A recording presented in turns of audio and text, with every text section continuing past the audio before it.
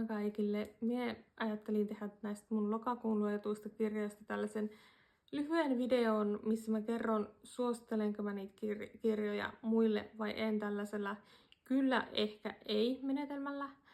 Ja ehkä mä annan pienen perustelun, ehkä en. Mä yritän pitää tämän nopeana, mutta mä tykkään puhua ja kertoa erilaisista kirjoista, joten saattaa ehkä vähän venyä, mutta ehkä me voidaan antaa se anteeksi.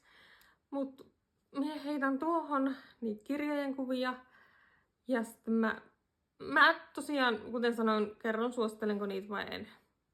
Ensimmäinen kirja, kyllä suosittelen, mutta lukekaa sisältövaroitukset.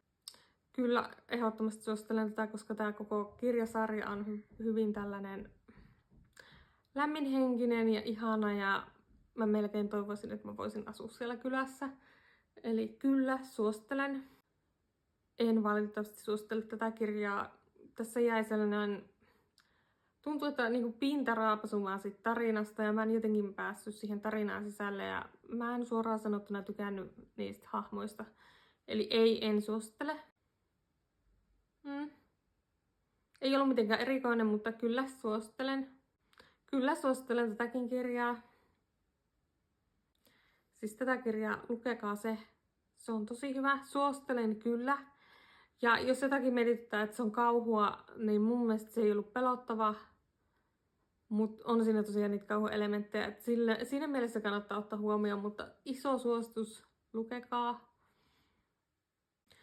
Tämä kirja ehdottomasti suosittelen. Tosi rankka, vaikea ja kuvottava kirja, sanoisinko.